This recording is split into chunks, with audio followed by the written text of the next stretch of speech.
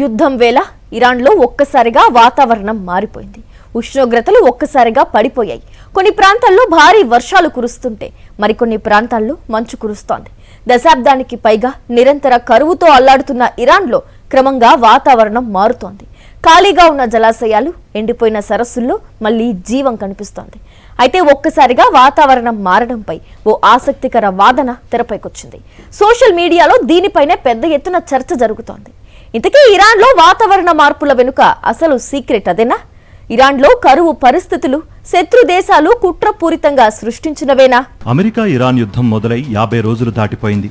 ఈ యుద్ధంలో ఇరాన్పై అమెరికా భారీ దాడులే చేసింది. భారీ క్షిపణులు, వైమానిక దాడులతో విధ్వంసమే సృష్టించింది. దీనికోసం పెద్ద సంఖ్యలో ఆయుధ శక్తిని ఉపయోగించింది. ఇప్పటికే కరువుతో అల్లాడుతున్న ఇరాన్ను ఈ యుద్ధం మరిన్ని కష్టాల్లోకి నెట్టేసింది. అయినా ఏమాత్రం వెనక్కి తగ్గకుండా అమెరికా ఇజ్రాయెల్కు అదే స్థాయిలో బదిలిస్తోంది. ఇలాంటి సమయంలో ఇరాన్లో వాతావరణం పూర్తిగా మారిపోవడం అందరినీ ఆశ్చర్యపరుస్తోంది. నిత్యం కరువుతో అల్లాడే ఇరాన్లో ఇప్పుడు భారీ స్థాయిలో వర్షాలు, మంచు కురుస్తున్నాయి. ఉష్ణోగ్రతలు పూర్తిగా పడిపోవడంతో వాతావరణంలో ఏర్పడిన ఆకస్మిక మార్పులకు సంబంధించిన వీడియోలు సోషల్ మీడియాలో హల్చల్ చేస్తున్నాయి.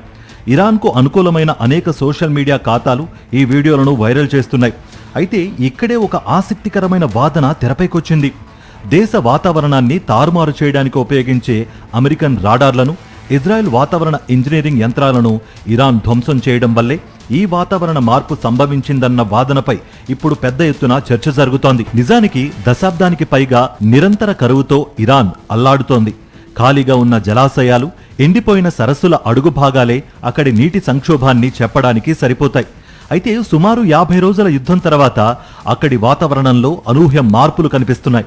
భారీ వర్షాలు, అనూహ్యమైన మంచు, ఉష్ణోగ్రతల తగ్గుదల కారణంగా అక్కడ పచ్చదనం చిగురులు తొడుగుతోంది.